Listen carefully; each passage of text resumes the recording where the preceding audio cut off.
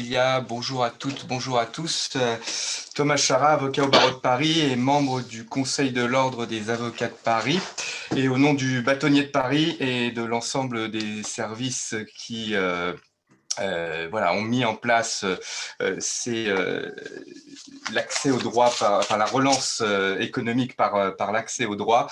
Je vous souhaite la bienvenue à cette journée dédiée à l'économie sociale et solidaire, donc dédiée aux acteurs de l'économie sociale et solidaire. Juste pour un petit rappel, vous avez donc là une plénière d'ouverture jusqu'à 11 heures sur comprendre son écosystème juridique, quels sont les acteurs, que fait un avocat et comment le solliciter. Puis de 11h30 à 13h, vous avez eu le choix, en vous inscrivant entre deux ateliers, quelles sont les procédures lorsque le tribunal de commerce est saisi, premier atelier, et comment éviter la saisie du tribunal et quels sont les signes du coup avant-coureurs d'une crise.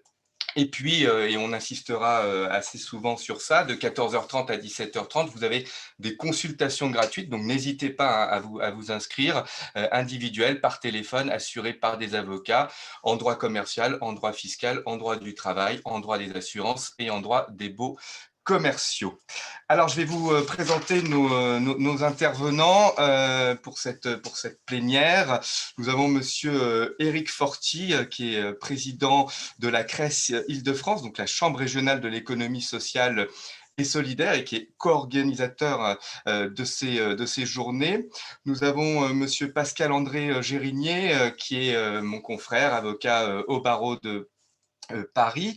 Anne-Cécile Docès, qui est directrice générale de Madame Anne-Cécile Docès, qui est directrice générale de la CLEF, l'Association de coopération pour le logement des étudiants et étudiantes de France, et Monsieur Renaud Barillet, directeur général associé de la Bellevilloise et de Cult Place.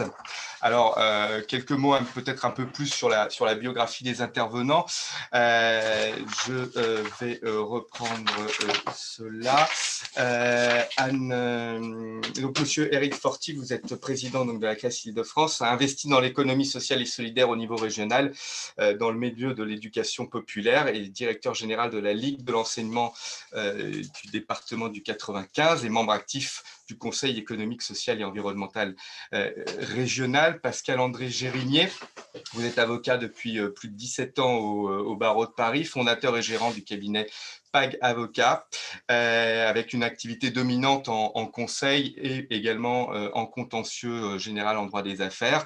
Vous intervenez beaucoup en numérique et en droit de la propriété intellectuelle, création artistique également, innovation, et votre expérience vous permet d'être actif dans la plupart des contentieux civils et commerciaux que peut connaître une entreprise, mais également en amont, et on reviendra et on insistera dessus, de conseiller les entrepreneurs pour se structurer, pour s'organiser, se développer et sécuriser juridiquement vos activités. Vous avez également une activité de mandataire en transactions immobilières pour accompagner vos clients dans différentes opérations immobilières, vente, acquisition, partage, saisie.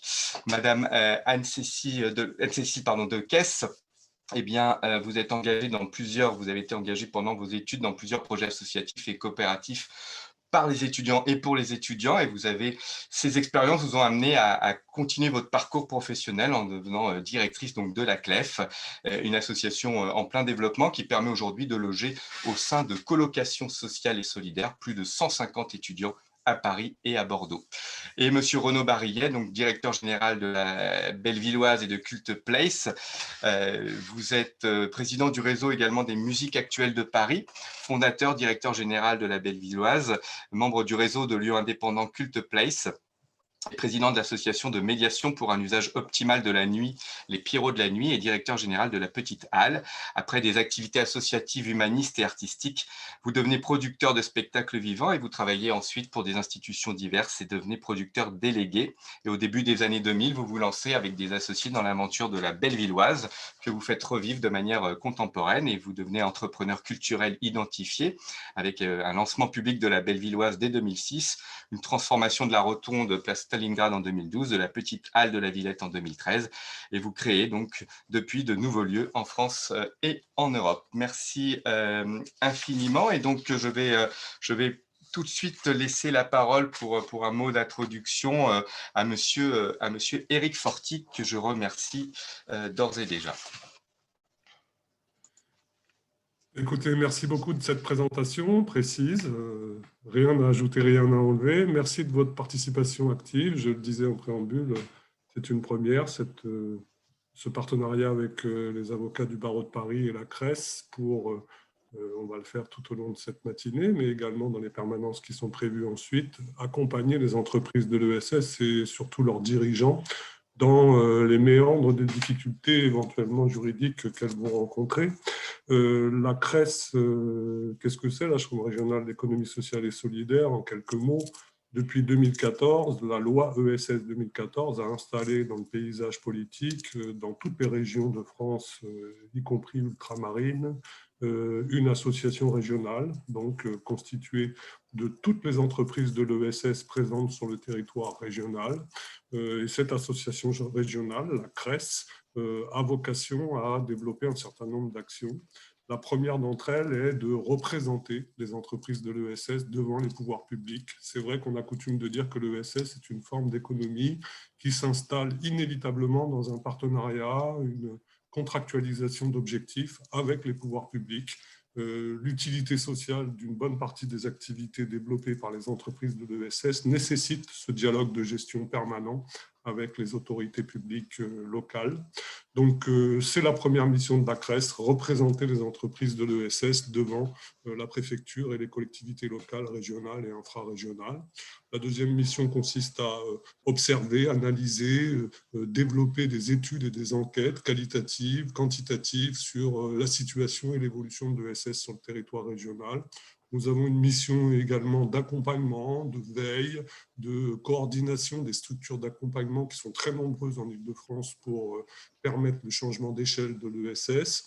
Nous sommes d'ailleurs porteurs en Île-de-France de l'animation de ce qu'on appelle le DLA régional. Vous y reviendrez peut-être. D'ailleurs, je salue au passage Cécilia et Irène qui travaillent sur cette mission-là à la CRES et qui sont à l'origine de ce partenariat avec le barreau de Paris. Je les en remercie. Voilà les missions que nous développons. Aujourd'hui, en Île-de-France, nous sommes dans une région particulière, ça ne vous aura pas échappé, 30 et quelques % du PIB national, une des régions les plus importantes économiquement en Europe et peut-être dans le monde.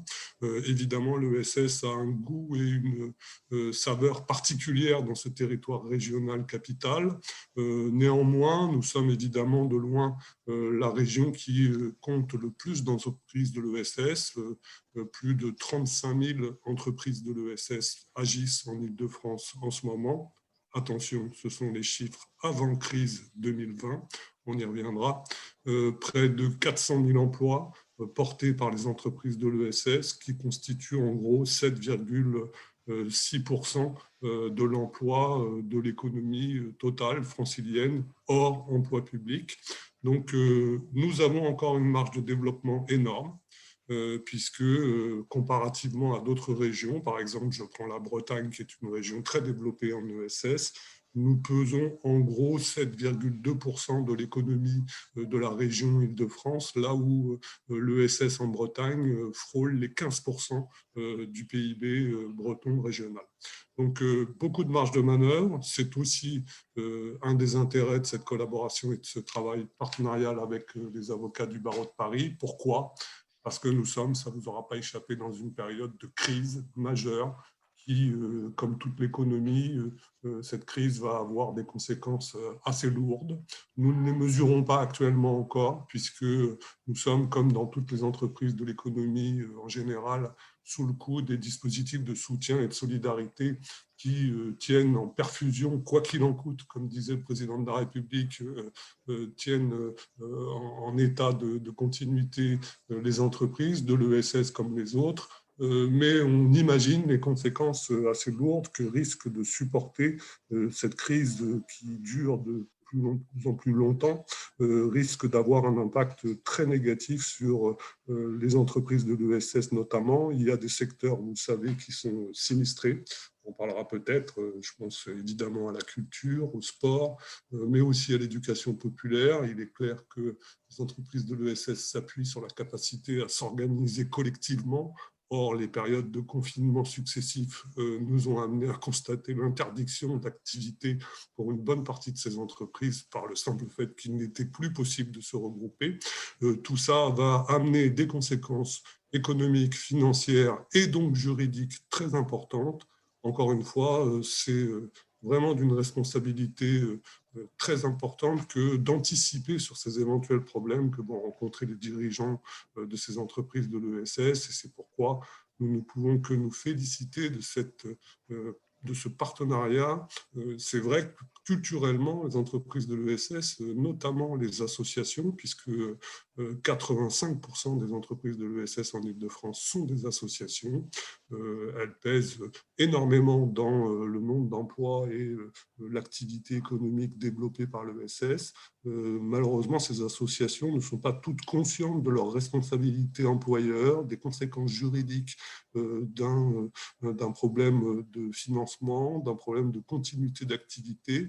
Pour beaucoup de dirigeants associatifs, il est très difficile d'anticiper en passant par des conseils juridiques permettant d'anticiper les difficultés majeures qu'ils risquent de rencontrer. C'est encore une fois une des raisons qui nous amène à nous féliciter de ce partenariat avec les avocats du barreau de Paris. Créons des passerelles, anticipons sur toutes les difficultés, dédramatisons les situations et surtout apprenons ensemble à répondre aux conséquences de cette crise majeure que nous traversons actuellement. Allons-y. Eh bien, je vous remercie. Et en vous écoutant, j'ai l'impression, et c'est ce qu'on se disait en préparant aussi cette plénière, d'une difficulté de compréhension des différents termes, pardon.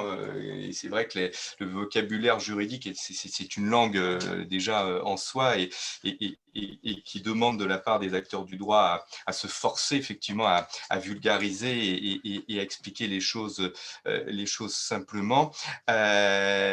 Et une difficulté de compréhension des acteurs de ce qu'on va appeler ici l'écosystème juridique. Qu'est-ce qu'un avocat, qu'est-ce qu'un juge, un tribunal, un contentieux. Alors peut-être rapidement, juste pour voilà, schématiser. Alors, c'est vrai que l'image de l'avocat, c'est l'avocat en robe devant un juge. Alors, on voit ça effectivement à la fois dans des séries télévisées et puis voilà, dans le journal de 20 heures, dans les chroniques judiciaires et puis toutes les émissions qu'on pu se créer ces dernières années justement sur ces aspects-là. Et on verra que ce n'est pas que ça et que c'est finalement assez peu l'activité de l'avocat, encore une fois de manière macroéconomique. Alors, on a tous cette image du tribunal. Donc, à quoi ça sert un tribunal? C'est en général composé de juges professionnels. Alors, vous avez certains tribunaux qui sont composés de juges professionnels. Alors là, c'est le tribunal de commerce, puis c'est le conseil des prud'hommes. Donc, d'un côté, les difficultés et les litiges entre commerçants, on va dire, d'une façon simplifiée. Et puis, de l'autre côté, le Conseil des prud'hommes, les litiges entre un employeur et un salarié, où là, on a fait le choix, il y a maintenant, ça remonte à longtemps, de faire confiance à plutôt des professionnels qui vont effectivement juger en quelque sorte leur pairs. Et puis, vous avez, d'une façon plus générale, des magistrats professionnels qui, eux, voilà, vont régler les difficultés. Alors, au civil, ce qu'on appelle le civil, c'est-à-dire des difficultés, par exemple, de voisinage. C'est un exemple voilà, assez parlant. Ça peut être... et puis au pénal, alors là, au pénal, par contre, c'est lorsqu'on a commis ce qu'on appelle un délit ou un crime, donc un vol par exemple, et on sera devant le tribunal correctionnel. Et puis un meurtre, on sera devant les assises, avec à la fois à ce moment-là un panel de magistrats professionnels et puis des jurés qui sont qui sont les citoyens issus d'un tirage au sort. Donc ça, c'est l'image effectivement que l'on a habituellement du droit, en quelque sorte. Mais il n'y a pas que le tribunal. C'est-à-dire que quand on a finalement le tribunal et là je reviens un peu de manière un peu plus centrée sur les acteurs de l'économie sociale et solidaire, c'est plutôt lorsque les choses se passent mal. Vous avez en tant qu'entrepreneur une difficulté avec une autre entreprise et puis vous n'arrivez pas à la régler. Et vous allez voir en général effectivement le juge à ce moment-là. Vous avez donc assez souvent, ça peut être le tribunal de commerce, ça peut être le juge civil. Vous avez une difficulté en tant qu'employeur avec un salarié, vous irez effectivement devant le conseil des prud'hommes. Mais voilà, on est là, j'allais dire, en bout de course parce qu'il y a une difficulté que l'on n'arrive pas à trancher. Et on considère que c'est au juge de trancher cette difficulté. Mais l'avocat dans tout cela, ici, c'est l'avocat effectivement qui va plaider en robe et qui va vous accompagner dans la stratégie contentieuse et défendre au mieux vos intérêts pour faire sortir une vérité qu'on qualifie de vérité judiciaire et qui sera donc tranchée par le juge. Mais ça, d'un point de vue, j'allais dire macroéconomique, c'est pas le chiffre d'affaires maximum de la profession d'avocat. Il faut savoir que la profession d'avocat, c'est pour 75% de son chiffre d'affaires sur tout le territoire national, le conseil. Et c'est donc là, on enlève la robe, voilà, on est en veste ou en tailleur, puisque c'est une profession très essentiellement d'ailleurs féminine. Et là, on accompagne les entrepreneurs, par exemple, puisqu'on est ici effectivement vers un public d'entrepreneurs, du démarrage de l'activité, donc pour faire tout un audit juridique sur l'activité que l'on souhaite mettre en place, sur le type de structure que l'on veut mettre en place, de société, le montage à la fois de société, le montage fiscal, et c'est cela effectivement que fait un avocat. Et ensuite, une fois que l'on a par exemple monté la société dans le domaine de l'économie sociale et solidaire, et puis il y a tout un accompagnement juridique tout au long de la vie de la société. Dans différents domaines du droit. On a parlé tout à l'heure des questions effectivement de droit du travail.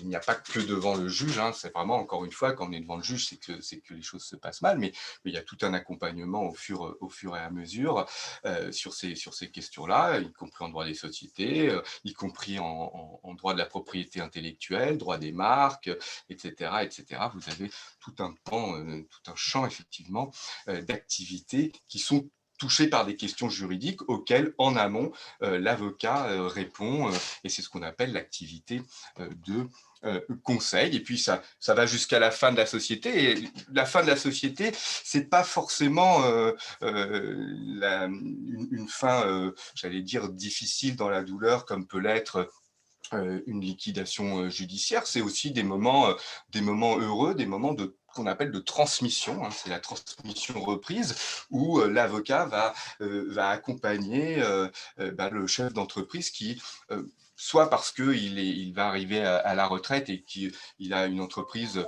qui marche bien, il veut la transmettre, elle est valorisée et il veut la transmettre. Et donc, l'avocat avec d'autres acteurs, mais l'avocat, lui, va faire tout l'audit juridique et préparer tout le montage de sortie pour transmettre dans les meilleures conditions possibles cette société. Et puis, ça peut être une transmission en cours de route, comme ça se fait également parce que le chef d'entreprise est arrivé à un moment où il a envie de faire autre chose et passer à une autre société, monter un autre projet. Et donc, il va transmettre sa société. Donc voilà, c'est tout au long de ce parcours-là que l'avocat intervient. Avant de passer la parole à mon confrère Pascal-André Gérigny, qui va aller plus profondément sur justement ce rôle de l'avocat conseil qui, dans l'imaginaire collectif, auquel on ne pense pas en premier lieu, alors que je vous ai montré que c'est 75%, encore une fois, du chiffre d'affaires de la profession.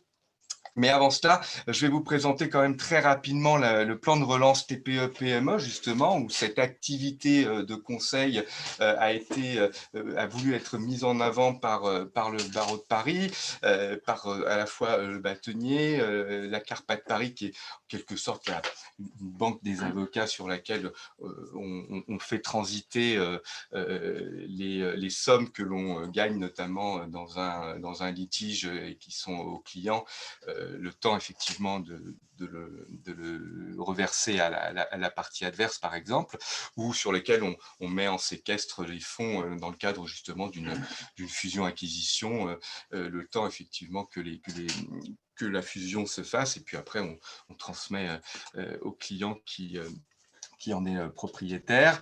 Eh bien, avec la CARPA, le barreau de Paris, la CARPA, et puis au sein du barreau de Paris, c'est tout le service de l'accès au droit, et je salue à la fois Aurélia Huot, Anne-Marie Lagrave et Thomas Graff, voilà, qui travaillent sur ces questions-là et mettent en place ces journées. Alors, c'est quoi ce plan de relance TPE-PME du barreau de Paris? Eh bien, le barreau de Paris n'a cessé de multiplier des actions et de se diversifier dans l'accès au droit.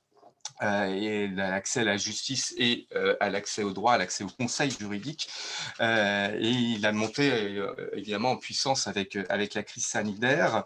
Il y a depuis de nombreuses années un important dispositif de permanence de consultation gratuite. Alors, au sein du tribunal judiciaire de Paris, au sein des mairies, au sein de bus de la solidarité, et puis d'autres lieux qui sont plus propices d'ailleurs à la rencontre avec les entrepreneurs. Et c'est près de 12 000 consultations gratuites par an. Alors, dans le cadre plus spécifique de la crise sanitaire actuelle, le barreau de Paris a lancé un grand plan de relance par l'accès au droit à destination des entreprises les plus durement touchées par la crise. Et en première ligne, les TPE, les PME, les artisans, les commerçants, les professionnels de la culture, qui, en dépit des aides étatiques et bancaires proposées, peinent à se relever et n'ont pas accès, j'allais dire, au droit, à un conseil juridique comme ça en première intention. Et c'est pour effectivement à la fois les aider et à la fois leur faire connaître effectivement l'utilité d'un conseil juridique, à la fois en temps de crise évidemment, et puis dans des temps plus calmes, bien entendu. Donc la CARPA, l'Ordre des avocats de Paris, ont souhaité prendre part à cette relance économique en apportant gratuitement aux entreprises en grande difficulté un soutien, tant en termes de réponse juridique aux difficultés rencontrées qu'en termes d'apport de solutions de relance, et en permettant aux avocats également affectés par la crise d'assurer diverses missions rémunérées par la CARPA.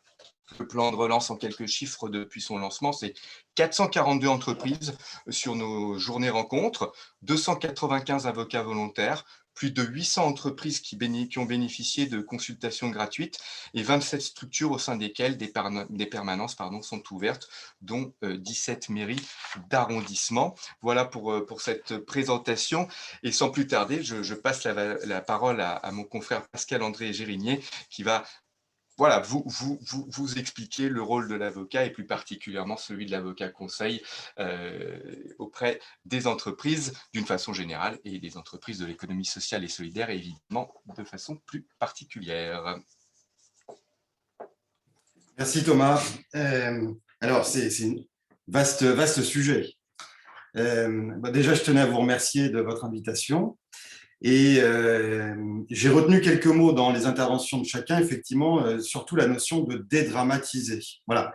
Donc, je vais essayer d'être le plus clair possible sur cette notion de dédramatisation, en essayant d'expliquer un peu ce qu'il en est du rôle très concret d'un avocat pour des entrepreneurs, et spécifiquement des entrepreneurs ou des associations dans le milieu de l'ESS. Alors, c'est vrai que souvent, et ça a été très bien expliqué, on se dit l'avocat, c'est l'avocat qu'on voit sur le journal télévisé, c'est le contentieux, c'est les cours d'assises, c'est Nordal-Lelandais, etc., aujourd'hui aux informations, etc. Et on est souvent confronté à des gens qui ne comprennent pas, effectivement, qu'il peut y avoir un intérêt complètement autre, c'est-à-dire un intérêt d'accompagnateur, de partenaire d'une société ou d'une association. Voilà, moi, j'entends souvent dire, je vais vous faire un peu des retours d'expérience, et notamment de ce que l'on voit dans ces fameuses consultations gratuites auxquelles je vous invite à vous inscrire en masse. On a souvent effectivement des gens qui nous disent « mais oui, mais bon, nous, on n'avait pas besoin d'avocat parce qu'on pensait que tout irait bien, on n'est pas allé voir un avocat parce qu'on n'en connaissait pas, on n'est pas allé voir un avocat parce que c'est très cher. » Voilà, voilà tous les sujets et le type de questionnement auquel on est souvent confronté. Alors, moi, pour être très simple, je vais vous dire, un avocat, selon moi, dans le domaine dans lequel on intervient, effectivement, on fait du conseil contentieux, on va dire droit des affaires, des associations, et plutôt à dominante création, donc propriété intellectuelle, droit d'auteur, tout ce genre de domaine d'activité. Eh bien, le rôle pour nous, c'est vraiment un rôle d'orientateur. Voilà. On est là pour accompagner et orienter les entrepreneurs, nos clients, les associations, vers soit le bon interlocuteur, soit les conseiller dans la meilleure stratégie. Et là, on le fait le plus tôt possible. Voilà, si j'ai un mot d'ordre à vous donner, c'est n'hésitez absolument pas à aller voir un avocat. On va parler des craintes et on va essayer de les dégonfler. N'hésitez absolument pas à vous faire conseiller le plus en amont possible, parce que plus vous serez conseillé en amont, et moins vous aurez des crises par la suite qui sont très compliquées à gérer, surtout si elles doivent être gérées par des tribunaux qui actuellement sont complètement surchargés du fait notamment du Covid. C'était déjà le cas avant. Donc nous, quelle est la mission en fait d'un avocat? Par exemple pour des entrepreneurs de l'économie sociale et solidaire ou des associations. Ben justement, c'est d'essayer que ces associations, ces intervenants, ces créateurs, ces artistes, ces auteurs et tous les employés soient bien structurés. Par exemple, on voit qu'il y a, j'ai retenu le chiffre, je n'avais pas cette notion, 85% de ce domaine est sous forme associative. C'est vrai, on le voit, c'est d'ailleurs nécessaire pour plein de raisons, pour des subventions, etc. Le problème, c'est que quand on est en association, souvent, on a fait ça un peu comme ceci, comme cela, on n'a pas trop pris de conseils, on fait un peu avec ce qu'on a, c'est souvent des gens qui sont soit pas rémunérés, soit très peu rémunérés, donc évidemment, on fait comme on peut. Et le problème, c'est qu'on ne se rend pas forcément compte qu'en faisant ça, on prend des risques juridiques importants. Par exemple, on ne se rend pas compte qu'on a des obligations d'employeur. Si on fait un mauvais contrat de travail, mal ficelé, ou pire, on n'en fait pas du tout, par exemple, bah, typiquement, lorsqu'on n'aura plus besoin de la personne, si on n'a pas prévu de faire un CDD d'usage, un contrat à durée déterminée d'usage, comme on peut le faire dans ce genre d'activité, on se retrouve à être obligé de licencier une personne. Et là, ça peut coûter très cher à une association qui n'a pas forcément beaucoup d'argent. Voilà, donc là, c'est la mauvaise idée de se dire je vais économiser quelques centaines d'euros, parce que parfois ça peut être que ça, de conseil d'un avocat, et au final, ça va coûter des dizaines de milliers d'euros, peut-être, à l'association. Et là, c'est une catastrophe. Alors, il ne faut pas hésiter donc à se faire conseiller. Il ne faut pas hésiter à se faire conseiller dès qu'on doit signer un acte qui est engageant pour une association, pour un entrepreneur, pour un employé, un employeur, pour un artiste, un auteur. Surtout pour un auteur, d'ailleurs, je vous en dirai quelques mots. Dès qu'on doit signer quelque chose, il faut se dire que nous sommes désormais dans une société de l'écrit, de l'engagement, de la responsabilité, du juridique, peut-être parfois à l'extrême, de la norme, de la règle, et que donc, du coup, il faut faire attention à ce que l'on signe. Donc, la seule façon de faire attention, parce que, évidemment, chacun son métier, et donc, les gens de l'économie sociale et solidaire n'ont pas forcément une compétence juridique, faites-vous assister d'un professionnel. Faites-vous assister qui va vous alerter sur les risques, par exemple, d'un contrat de bail commercial mal ficelé, qui risque de poser problème. Par exemple, en ce moment, lorsque vous avez des difficultés à payer des loyers, voilà, peut-être que les choses auraient pu être plus protégées dans les baux, les commerciaux ou professionnels que vous avez signés. Anticipez de manière la plus proactive possible. Alors, vous me direz ensuite, parce qu'il y aura peut-être des questions, mais souvent on nous dit, oui, mais d'accord, mais c'est cher. Voilà, je vois quelqu'un qui dit, c'est vrai que vous êtes cher. Bon, dans les commentaires.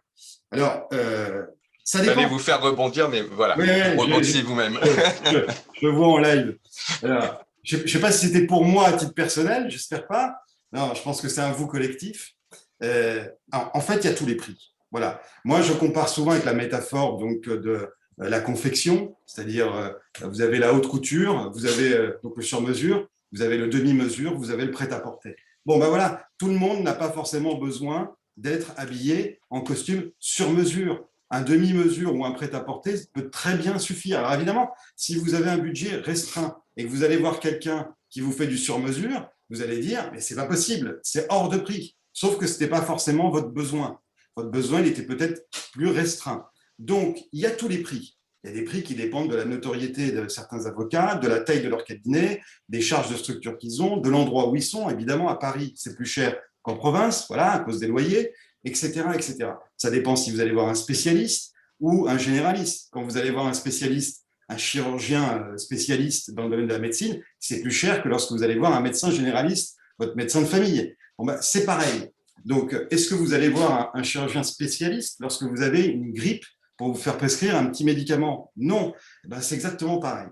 Alors, en revanche, ça, c'est l'argument du prix, il est très important parce que je sais que c'est un frein gigantesque pour la venue des entrepreneurs vis-à-vis des cabinets d'avocats. Donc, je pense que là, nous avons notre responsabilité, peut-être parce que nous ne sommes pas suffisamment transparents sur les tarifs qui sont pratiqués. Moi, pour ma part, au cabinet, on essaie de prendre le pied totalement inverse. On affiche des prix sur le site Internet, on met des taux horaires et systématiquement, on invite les gens à nous appeler et on fait des devis. Il ne faut absolument pas hésiter, lorsque vous avez un contact avec un avocat, à lui demander un devis. Et s'il s'en offusque, changez d'avocat. Ça veut dire qu'il n'est pas capable de deviser sa prestation et qu'il y aura sans doute un problème. Donc, lorsque vous allez voir un professionnel, un artisan, un architecte ou autre, vous demandez un devis. Ben là, lorsque vous allez voir un avocat, vous demandez un devis. Et si vous avez peur du premier rendez-vous en vous disant « je vais me faire massacrer au premier rendez-vous », eh ben, lorsque vous prenez le rendez-vous, appelez et demandez si le rendez-vous est gratuit ou s'il est payant, à combien il est. Voilà, j'insiste aussi sur un point parce que la loi nous oblige de le faire et de le rappeler systématiquement à tous nos clients. De nombreuses associations ou des entrepreneurs ont aussi droit à des assurances protection juridique. Personne ne le sait. Et souvent qui sont comprises dans vos assurances responsabilité civile ou dans des responsabilités des assurances pour les sociétés ou les associations qui remboursent les honoraires d'avocats, comme des mutuelles vous prennent en charge des honoraires de médecins. Donc, n'hésitez pas parce que finalement, le reste à charge parfois est très faible. Donc, il y a effectivement une peur. Alors après, il y a une autre question qui est, oui, mais moi, je veux un bon avocat. Voilà. Moi, il me faut un bon avocat et j'en connais pas. Voilà. Donc, comment trouver un bon avocat?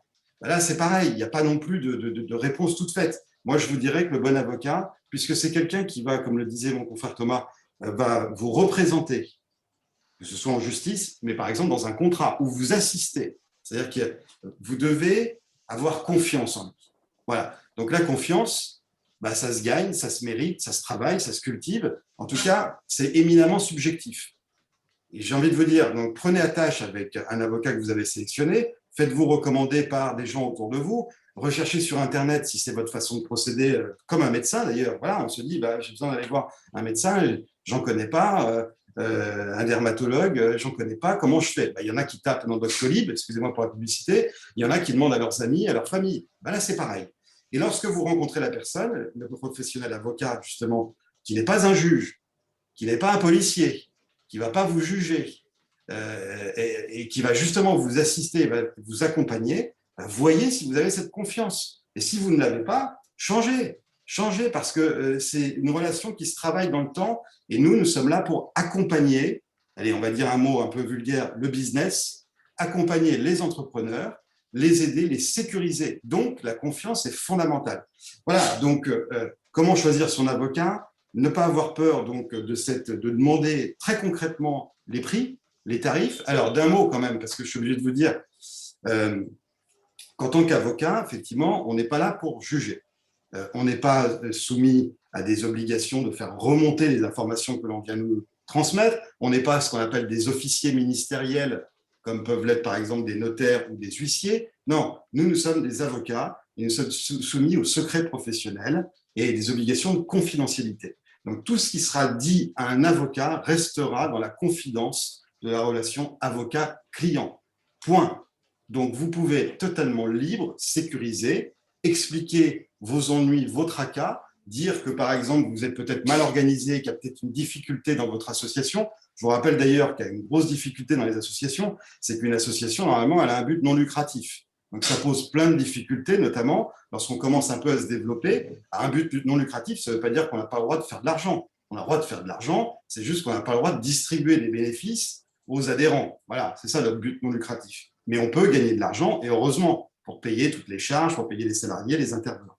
Voilà, donc, on pourra en discuter longtemps, mais donc, il faut absolument qu'un maximum de gens viennent nous voir. Alors, le retour d'expérience que je vous donne, parce que je participe aussi à des consultations gratuites à destination donc des TPE, très petites entreprises, PME, petites et moyennes entreprises, des entrepreneurs individuels, des auteurs, des artistes qui sont en indépendant, on va dire, ou qui ne savent pas trop justement comment s'organiser. Bon, on voit que les gens sont quand même assez perdus de manière générale sur comment organiser les choses. Il y a toute une série de sujets, que ce soit juridique, mais tout est mélangé. Quand on est dans une volonté de se structurer, comment je fais? Je me mets en société, je suis en individuel. Oui, mais alors comment ça se passe au niveau de l'URSSAF? Comment ça va se passer au niveau de la sécurité sociale? Mais moi, je suis artiste, donc est-ce que je dépends de la Chambre des métiers, de la Chambre des arts? Comment je vais faire pour facturer? Comment je gagne ma vie? Quels sont mes... Voilà. Donc, vous voyez que les problématiques, quand on est dans ce domaine et qu'on veut lancer une activité, par exemple, parce que tout s'est effondré à cause d'un méchant Covid et qu'il faut rebondir, parce qu'il faut bien quand même se relancer, il y a tous ces sujets-là sont très complexes. Et vous avez un partenaire qui est l'avocat, et quand vous avez des avocats qui connaissent un peu dans ce domaine de structuration, d'accompagnement, de start-upers ou de créateurs ou d'innovation, eh ben, nous, on essaye justement d'être cet orientateur, cet accompagnateur pour vous orienter justement vers les bonnes solutions. Il n'y a pas de bonne solution en fait. Il n'y a jamais de bonne solution de manière générale. Il y a une solution spécifique à chacun d'entre vous. Souvent, on voit par exemple, ah oui, mais alors on va se lancer, on va faire une SAS. Je vois le mot SAS, constitution de SAS dans des questions, mais je n'ai pas eu le temps de lire. Bon, on nous dit, voilà, la SAS, c'est la bonne idée. Ben, ce n'est pas forcément la bonne idée. Pas forcément. Ça dépend. Pour certains, oui, ça va être très bonne idée. Pour d'autres, il vaudra mieux faire une SARL. Pour d'autres, il vaudra mieux rester en libéral, en indépendant, parce que ça a des conséquences fiscales ou par rapport à leur régime marital, etc. Donc, attention, ne faites pas trop confiance à ce que vous voyez sur Internet, qui parfois sont des poncifs, et puis parfois, on ne sait pas d'où ça vient. Encore une fois, vous avez des professionnels qui sont donc formés spécialement pour ça. Nous, en tant qu'avocats, on engage notre responsabilité lorsqu'on vous donne des conseils. C'est-à-dire que si vous êtes mécontent du conseil qui vous a été donné, si à cause d'un conseil qui vous a été donné, vous êtes dans le mur, vous êtes planté, bah vous pouvez vous retourner sur un avocat qui vous a donné ce conseil. Sur Internet, non, ce n'est pas le cas. Sur des sociétés commerciales, ce n'est pas forcément le cas. Elles vont généralement vous donner des informations en vrac en vous disant on vous les donne comme ça en l'état. C'est de la documentation juridique comme si vous aviez acheté un bouquin et c'est tout. Voilà, donc faites attention. Et d'un mot, parce que je n'ai pas regardé le temps que j'avais consacré, mais d'un mot quand même, parce que dans l'économie sociale et solidaire, il y a aussi beaucoup d'activités artistiques, des événements, il y a beaucoup donc, dans le domaine musical, audiovisuel, des festivals, etc. Donc, j'attire vraiment votre attention sur un point, parce que moi, au cabinet, on est spécialisé vraiment dans ce domaine-là. Il est fondamental dans ces activités-là de faire signer des contrats de manière impérative. Parce que lorsque vous êtes dans une activité artistique ou créatrice, si vous n'avez pas fait signer les contrats qui vont bien, les droits ne sont pas cédés, ne sont pas transférés, ne sont pas autorisés. C'est-à-dire que vous vous retrouvez dans des situations en fait, où vous êtes dans une illicéité et finalement, on se dit, bon, bah oui, mais on est en confiance, donc ça va, on a topé dans la main, il n'y a pas de problème. Dans le milieu, c'est comme ça que ça se fait. Non, dans le milieu, ce n'est pas comme ça que ça se fait. Ceux qui sont bien structurés, ils font signer des contrats parce qu'ils savent très bien que s'ils n'ont pas fait signer les contrats, le jour où il y a un problème, et il y a des problèmes, eh bien là, on est dans la difficulté parce que là, on s'est topé dans la main, mais finalement, on ne se fait plus confiance. Alors moi, ce que je dis souvent à mes clients, et j'en termine avec ça, la confiance n'exclut pas le contrôle. Donc, la confiance n'exclut pas le contrôle. Donc, le contrôle, si on est en confiance, eh bien justement, raison de plus, parce qu'on est en confiance, pour coucher noir sur blanc ce que l'on a convenu, ce n'est pas forcément long, on n'est même pas forcément obligé d'aller voir un avocat, mais au moins, c'est mieux, mais au moins, on couche noir sur blanc les choses, comme ça, c'est dit, c'est acté, c'est formalisé. Voilà ce que je voulais vous dire. Et puis, alors, on m'avait demandé de dire un mot peut-être sur la convention d'honoraires. Quand vous allez voir un avocat, qui encore une fois n'est pas un policier, n'est pas un juge, n'est pas un magistrat, ni un procureur, c'est quelqu'un qui est là pour vous aider, vous assister, eh bien, nous avons l'obligation de vous proposer des conventions d'honoraires ou des lettres de mission, moi j'appelle ça des lettres de mission, enfin, c'est un contrat entre l'avocat et le client, qui n'est pas forcément très long, mais qui couche noir sur blanc les modalités d'intervention du cabinet pour vous défendre et pour éviter qu'il y ait une mauvaise surprise. Donc, ça veut dire très concrètement, on se met d'accord sur la mission, qu'est-ce que vous demandez à l'avocat, Est-ce que vous lui demandez de vous représenter devant le tribunal? Est-ce que vous lui demandez de vous assister pour la négociation d'un contrat? OK. Dans quelle durée et pour quel coût? Et c'est écrit noir sur blanc. Et je vous le dis, la loi, depuis certains décrets Macron, lorsqu'il n'était pas encore président, nous impose de proposer des signatures de conventions d'honoraires. Donc, n'hésitez pas à les demander aux avocats que vous allez voir. C'est la loi, ils sont obligés de le faire. Merci beaucoup. En complément, d'abord sur effectivement cette question qui parlait effectivement de la SAS, l'idée était, enfin en tout cas dans la question, de constater que assez souvent dans les incubateurs, on oriente vers une constitution de SAS ordinaire, alors que Ouais. la diversité effectivement des formes en matière d'économie sociale et solidaire, voilà, fait que la SAS ordinaire n'est pas forcément effectivement la bonne solution et tu as commencé effectivement à y répondre. Et encore une fois, et tu pourras me compléter, mais un avocat conseil dans le domaine effectivement du droit des sociétés va vous présenter les différentes formes, et ça part effectivement de la forme associative jusqu'à la forme la plus structurée et complexe s'il y a besoin. Et assez souvent, et en tout cas l'idée, c'est pas effectivement de vous vendre une forme sociétale lambda ou et qui ne correspondrait absolument pas effectivement à votre projet, et puis une forme sociétale complètement qui serait une usine à gaz et qui ne serait absolument pas effectivement proportionnée à vos ambitions, à votre projet, à votre structure. Et ça peut être tout simplement la forme associative, et ça peut être effectivement des formes plus complexes, mais encore une fois, voilà, et tout ça, l'avocat effectivement est là pour vous conseiller sur la meilleure forme possible, avec les impacts patrimoniaux, fiscaux notamment. Voilà, donc c'était Voilà, effectivement pour vous répondre. et juste pour compléter ce que tu dis, effectivement, l'association, très concrètement, alors je ne sais pas qui conseille spécifiquement de faire des SAS, mais on va dire que c'est le lieu commun général, c'est la mode en ce moment. Okay, avant, c'était les SARL, peut-être que ça sera ensuite autre chose, mais vous, dans le domaine particulier dans lequel vous êtes, effectivement, si vous n'êtes pas en association, très concrètement, ça sera très compliqué de solliciter des subventions des organismes publics et parapublics, etc. Donc, c'est la fausse bonne idée de vous dire faites une SAS, c'est rapide, c'est pas cher, etc. Une association, c'est rapide, c'est pas cher, ça coûte même zéro, c'est même zéro, il n'y a pas de capital social, c'est juste un dépôt en préfecture. C'est simple.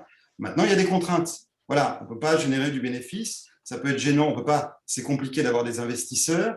Et encore une fois, voilà, il n'y a pas de bonne solution, tout dépend du cas de figure. Et puis, ce n'est pas forcément que des impacts juridiques, administratifs, régimes sociaux, fiscaux, etc. C'est aussi un projet de partenariat aussi. Vous pouvez avoir envie avec des gens d'être sous une forme associative pour plein de raisons, parce que vous voulez vous présenter comme ça, parce que le projet que vous portez, c'est un projet associatif, justement, à but non lucratif, c'est comme ça que vous avez envie de le faire. Ok, pourquoi pas, très bien même. Mais attention, il peut y avoir des conséquences. Donc, voilà. Donc, encore une fois, allez voir un avocat. Peut-être que vous pouvez aussi structurer une société à côté de cette association. Tout est envisageable, tout est possible. Voilà. Et éminemment personnel. Autre point, effectivement, on perçoit, en tout cas les avocats effectivement qui interviennent en droit des sociétés, je pense, perçoivent de plus en plus en quelque sorte cette quête de sens. Il y a eu la loi Pacte avec les entreprises à mission, notamment, et il y a effectivement de plus en plus cette quête de sens, et donc une envie effectivement voilà, d'investir le champ de l'économie sociale et solidaire. Alors après, voilà, je n'ai pas les grandes masses, moi, pour vous dire effectivement, mais en tout cas, c'est quelque chose que l'on perçoit. Et puis, il y a un certain nombre de cabinets d'avocats qui, même certains depuis longtemps, se sont vraiment spécialisés sur à la fois le milieu associatif et l'économie sociale et solidaire, donc qu'on cette culture-là aussi. Donc voilà, c'est pour répondre sur ce point aussi. Et puis pour compléter voilà, sur le prix et la convention d'honoraires, aujourd'hui, voilà, alors les tarifs sont libres, mais ce que vous avez plusieurs effectivement possibilités et n'hésitez pas à aller voir plusieurs comme a dit mon confrère, plusieurs cabinets. Ce qui se fait de plus en plus, ça va être, et notamment à destination on voit beaucoup ça dans le milieu des startups, mais pas uniquement, ça va être éventuellement des forfaits qui peuvent être mis en place. Après, pour l'accompagnement au quotidien, ça peut être là aussi des abonnements qui se font également de plus en plus.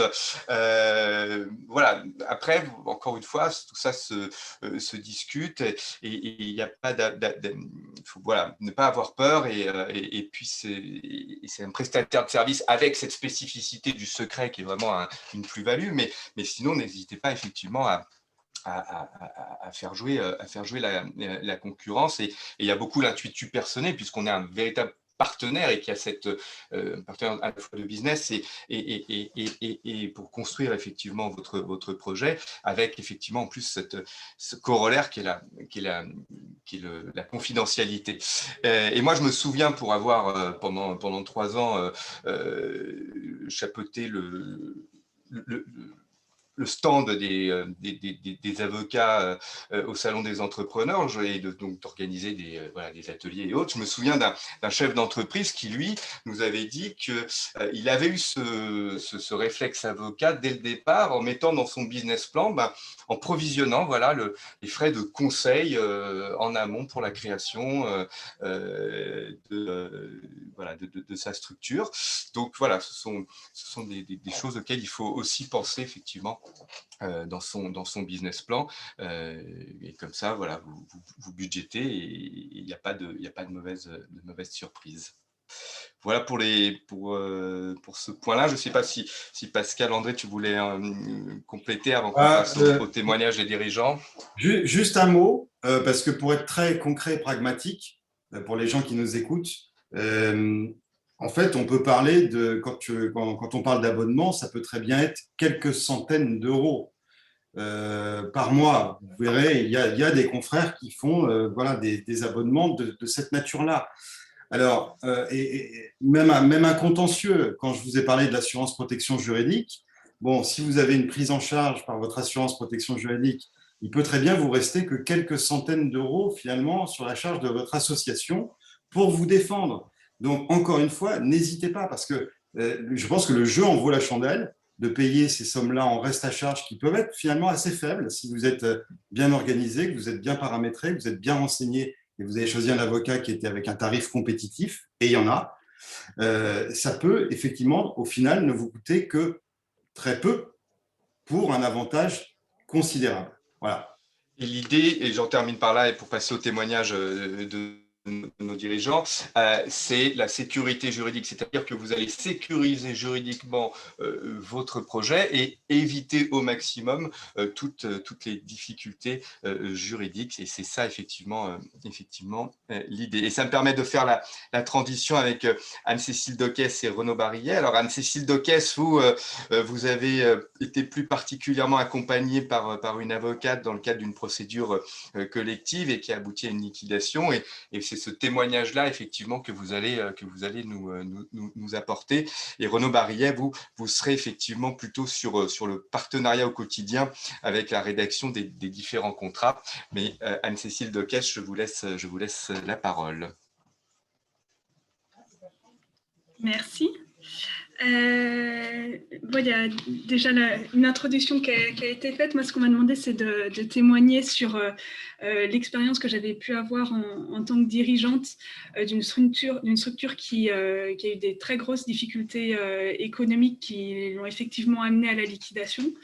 Donc, a priori, ce n'est pas une très jolie histoire, mais pour le coup, on a été très bien accompagnés. Donc, moi, je suis ravie d'en témoigner aujourd'hui parce que c'est vraiment la présence d'une avocate à nos côtés a vraiment changé, je pense, beaucoup l'expérience qui reste toujours un peu traumatique hein, de ces moments-là, mais qu'on a pu vivre beaucoup plus sereinement.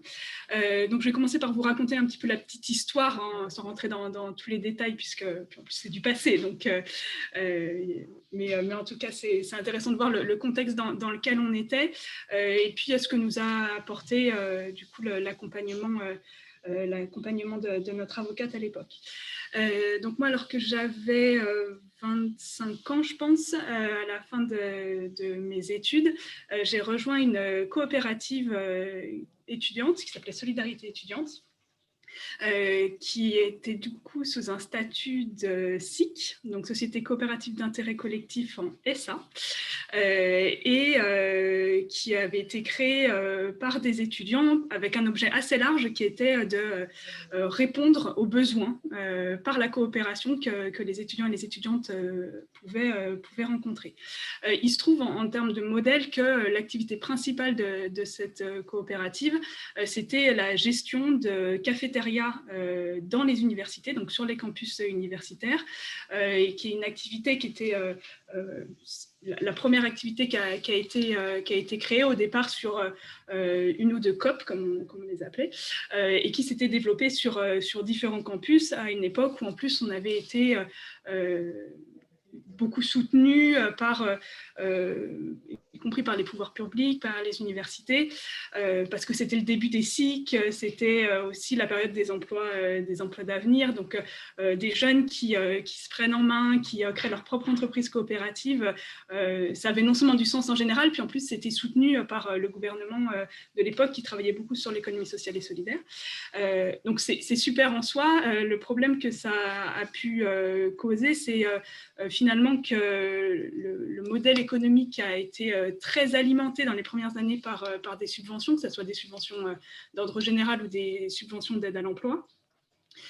Et que finalement, ça ne nous a pas permis de forcément voir les problèmes en termes d'équilibre qui se sont posés, alors même que dans la coopérative, on était très attachés au fait de se dire qu'il fallait qu'on ait un modèle qui s'autofinance.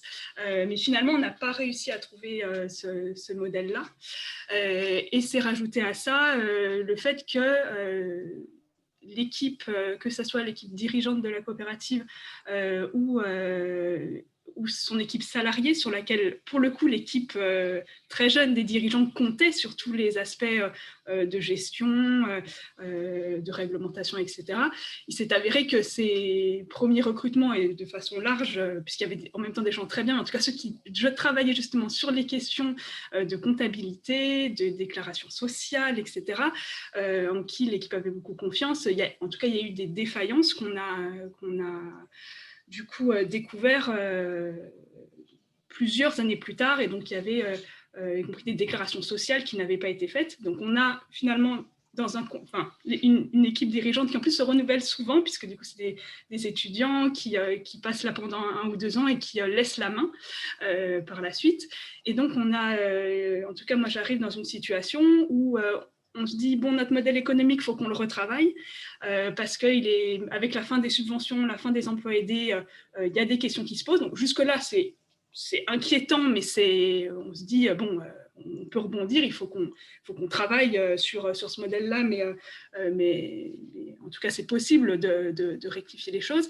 Et dans ce contexte-là d'interrogation sur notre modèle économique et de refonte de notre modèle économique, on découvre que les déclarations sociales n'ont pas été faites, et donc on a une dette sociale qui n'avait pas été identifiée. Et donc l'équipe parmi laquelle j'ai été engagée fait toutes les déclarations et se rend compte qu'en fait, une fois les déclarations faites, très concrètement, il y a peut-être un modèle économique, mais il y a surtout un problème qui est qu'on est en cessation des paiements. Voilà. Et donc la situation devient beaucoup plus angoissante, on va dire, parce que autant on se dit, bon, au moins on a tout bien déclaré, mais par contre, là, du coup, la viabilité de l'entreprise, elle est clairement en jeu. Du coup, dans un contexte aussi où c'est une SIC, ça a énormément de richesses, quand ça va bien, même quand ça ne va pas bien d'ailleurs, mais il y a beaucoup de parties prenantes. Donc, il y a des étudiants qui font partie, qui sont sociétaires, qui sont actionnaires de la coopérative, il y a les partenaires, il y a les salariés qui sont aussi impliqués dans la société. Donc, en tant que dirigeant, c'est en même temps riche parce qu'on a beaucoup d'avis, mais quand ça ne va pas bien, on se retrouve aussi dans des situations où on craint un petit peu pour tout le monde dans ces moments-là, et des fois on se dit, bon, il y a peut-être un peu... en tout cas, il y a un enjeu à ce que tout le monde comprenne bien la situation alors qu'il la vit de façon très différente. C'est pas du tout pareil d'avoir une part sociale et de venir manger de temps en temps dans une cafette que d'être salarié ou que d'être dirigeant de la coopérative. On vit pas les choses de la même manière, et donc il y avait un enjeu à faire comprendre la situation à tout le monde, et tout en découvrant soi-même que, en fait, peut-être qu'on s'en sortira pas, quoi.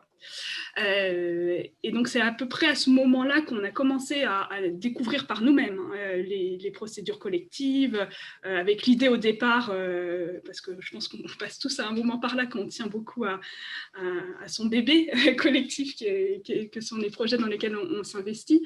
On se dit, bon, procédure collective, ok, bon, ça fait peur au début, on voit la question de pouvoir être sur une forme plutôt de redressement. Alors certes, on va perdre la main pendant un moment, mais ça peut nous permettre de nous relever, etc.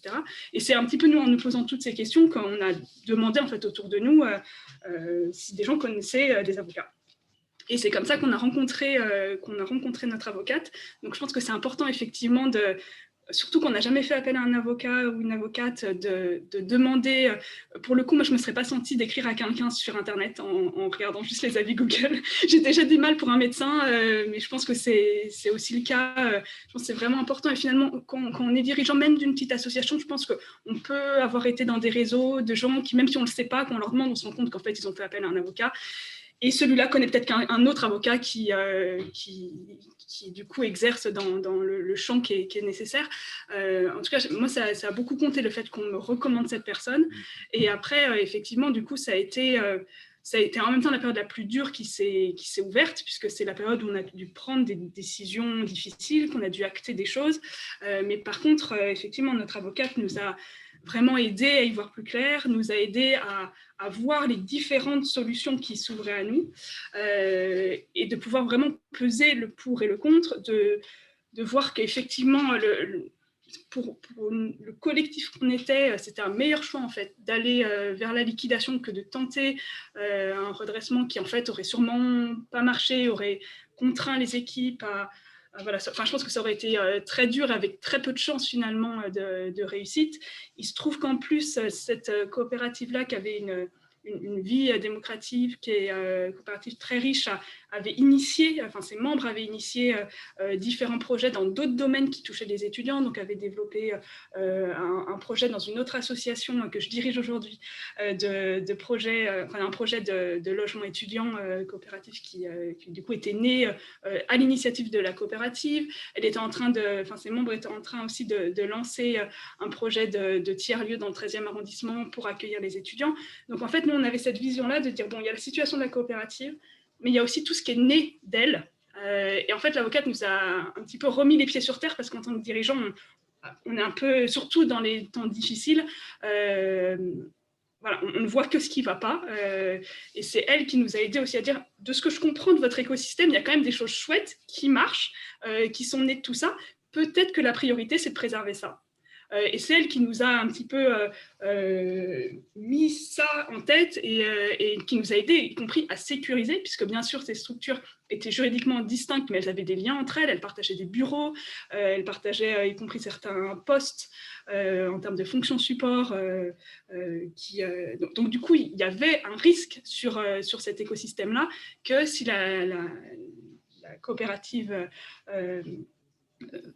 que lors de la liquidation de la coopérative, finalement, les juges du tribunal de commerce disent, mais attendez, là, c'est peut-être des structures différentes, mais elles font quand même beaucoup de trucs ensemble, solidarité, et puis finalement, c'est des structures qui marchent, mais bon, on sait dans l'ESS, même quand on marche, ça ne veut pas dire qu'on fait des bénéfices, surtout sous forme associative de dingue, qui peuvent régler des dettes d'une structure en liquidation, quoi. Et donc, elle nous a vraiment aidé à sécuriser ça, pour que le choix qu'on a fait à cette époque de se dire, on va jusqu'à la liquidation parce que c'est le mieux à faire dans ce contexte, ne mettent pas en danger d'autres choses très belles qui ont pu naître de cette aventure. Donc voilà pour la petite histoire. On est allé jusqu'à la liquidation. Aucun dirigeant n'a été condamné à des fautes personnelles, et heureusement, puisque ce n'était pas le cas, et ça n'avait pas été le cas même par le passé, mais c'était une crainte qu'on avait, et c'est vrai que de se sentir accompagné sur cet aspect-là, ça a été vraiment important. On n'a presque pas eu à parler au tribunal, et c'était vraiment appréciable. Voilà, je pense que voilà, nous, ça a beaucoup compté. Et si je devais résumer, en tout cas, moi, à l'époque, qui était présidente du directoire, quand on a pris toutes ces décisions, donc on était une petite équipe, mais c'est vrai qu'en tant que dirigeant, finalement, on porte beaucoup de choses dans cette période-là. Et ça fait vraiment, enfin, ça a été évoqué, alors c'est théorique, mais en fait, quand on le vit, vraiment, la confidentialité, c'est pas théorique. D'avoir quelqu'un avec, je pense que c'est important d'avoir un feeling, hein, je suis désolée de le dire comme ça, mais avec son avocat. C'est ça. Et le moment où nous, elle nous a expliqué, en fait, vous pouvez tout me dire. Mais tout me dire de toute la situation, tout me dire, même vous, et c'est pas tout me dire vous en tant que société, vous pouvez tout me dire, c'est vous en tant que personne. En tant que dirigeant qui est dans cette situation, vous pouvez même me dire s'il y a des problèmes avec des salariés, si vous vous inquiétez pour vos salariés, si, voilà, vous, votre vision de là où vous en êtes. Et ça, en fait, c'est un tel soulagement quand on est en train de se triturer le cerveau, de qu'est-ce qui est le mieux pour la société, pour ses salariés, pour ses bénéficiaires, pour soi, en tant qu'en plus dans ces situations, l'ASA, voilà, en tant que dirigeant, on sait que nous, derrière, il y a peanuts. Hein, voilà, c'est aussi c'est un saut dans le vide, quoi. Et du coup, c'est vraiment, ça a été vraiment très riche d'être accompagné en tant que dirigeant, en tant que personne qui du coup doit prendre des décisions, y compris face aux inquiétudes des autres personnes qui l'accompagnent dans cette période-là, quoi. Et aussi, je le disais un petit peu en racontant la petite histoire, mais des conseils qui permettent de prendre des décisions qui sont éclairées, quoi. Et même des décisions dures, en fait, on prend plus facilement une décision difficile quand on a vraiment étudié les alternatives et qu'on voit qu'en fait, peut-être que l'alternative, elle permet de se maintenir pendant un petit temps et que du coup, on garde espoir, mais qu'en fait, à la fin, potentiellement, c'est pire, quoi. Et donc, du coup, ça nous a aidé d'avoir ces conseils-là et de bien prendre en compte toutes les possibilités pour prendre cette décision. Et voilà, d'avoir quelqu'un aux côtés de la société et du dirigeant, parce qu'en fait, on s'oublie dans ces moments-là. Dans ces moments-là, on pense jamais à soi. Et moi, je pense que c'est vraiment mon avocate qui m'a dit, en fait, on va aussi étudier votre situation, ce que ça va donner, les risques que vous courez, et sans faire peur, mais en disant, en fait, il faut qu'on en parle parce que à aucun moment, il faut que ça soit vous qui soyez le dindon de la farce, quoi. Je le dis comme ça, mais voilà. Donc voilà pour mon petit témoignage où finalement ça s'est mal fini pendant un temps, ça a été très dur, mais l'objectif que finalement les personnes qui constituaient ce collectif s'en sortent, il a été atteint. L'objectif que les activités qui fonctionnent de cet écosystème soient saines et sauves, ça a été atteint. Donc voilà, je pense que c'est finalement le bilan. Bon, là, en plus, ça va commencer à faire un peu longtemps. C'était en 2017, donc c'est plus facile de se dire que ça va. Voilà, nous, ça nous a beaucoup aidé d'avoir cette personne à ce moment-là qui nous a aidés et surtout qui, peut-être pour synthétiser ce que ça nous a apporté, c'est voilà, on la rencontre, on sait qu'on peut tout dire. Finalement, il y a plein de gens, on peut tout dire à ses amis, on peut tout dire même à des personnes qui nous accompagnent, mais là, on sait que cette personne, non seulement on lui dit tout, mais elle est avec nous jusqu'au bout. Et elle sera justement dans sa robe le jour où on aura 5 personnes en face de nous qui vont nous juger, pour le coup. Et ça, je pense que c'est toute la différence, parce qu'on peut se confier à plein de gens, mais là, on a quelqu'un qui est avec nous, quoi, qui est avec nous, qui se battra, qui parlera pour nous, qui parlera mieux que nous pour nous. Et ça, je pense que c'est l'essentiel, en tout cas, quand on n'a pas pu faire la prévention. Je pense que c'est vraiment important de ne pas aller seul au tribunal, quoi. Jamais. Merci beaucoup, Cécile Decaisse. En résumé, moi, je retiens plusieurs choses de votre intervention. C'est d'abord effectivement sur le choix de l'avocat et vous avez raison, le bouche à oreille, ça fonctionne très bien puisque derrière, vous l'avez expliqué, et on l'avait expliqué tout à l'heure aussi avec mon confrère Pascal-André Gérigné, c'est l'idée effectivement d'être en phase, en osmose, en cohérence avec son avocat et d'être en totale confiance. Et on peut effectivement tout lui dire parce qu'on est sous le sceau de la confidentialité, et vous en avez donné des exemples très concrets parce que vous avez raison, lorsqu'on parle de secret ou de confidentialité, on ne perçoit pas forcément, et là vous l'avez vraiment effectivement incarné, expliqué, et c'est cela. Ensuite, je retiens aussi l'idée de l'aide à la décision, et derrière ça, c'est à la fois de la technicité, c'est-à-dire qu'on va vous éclairer effectivement sur ce que vous allez pouvoir faire, ne pas pouvoir faire, les pistes effectivement qui s'offrent à vous, ce qu'on va pouvoir sauver, ce qu'on va pas pouvoir sauver, comment vous allez pouvoir rebondir, et tout ça effectivement c'est de la technicité pour ensuite vous aider à prendre une décision. Et au final, c'est évidemment vous, chef d'entreprise, qui prenez la décision, ce n'est jamais effectivement l'avocat, mais vous aurez été éclairé et vous aurez fait ce choix vraiment avec tous les paramètres à votre disposition. Et puis derrière, c'est aussi l'idée effectivement d'un véritable partenaire, hein, qui est effectivement partenaire business, qui est avec vous, qui va vous représenter, qui va aussi comprendre, hein, parce que ça, c'est ce que je retiens aussi, hein, comprendre votre écosystème. Vous l'avez dit, hein, votre avocate à un moment donné a compris effectivement au fil de vos rendez-vous, hein, comment ça se passait, et ce que vous alliez effectivement pouvoir mettre en œuvre. Et ça, vraiment, effectivement, l'avocat est vraiment un partenaire de business. Donc voilà un peu les trois grandes lignes que je retiens. Alors maintenant, je vais passer la parole à Monsieur Renaud Barillet, s'il nous entend, pour lui nous donner une autre expérience de la liaison avocat-entreprise. Et là, c'est en tant qu'avocat partenaire quotidien d'une entreprise, et notamment dans la rédaction de différents contrats. Renaud Barillet, je vous laisse la parole.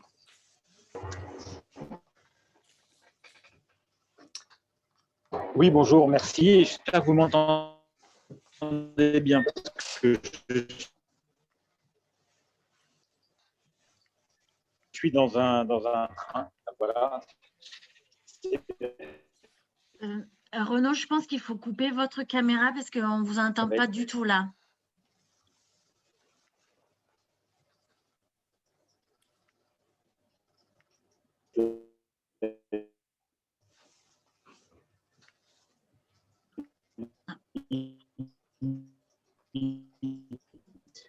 De l'intervention. Ça va, c'est correct pour le son? Ah, pourquoi je ne l'entends pas.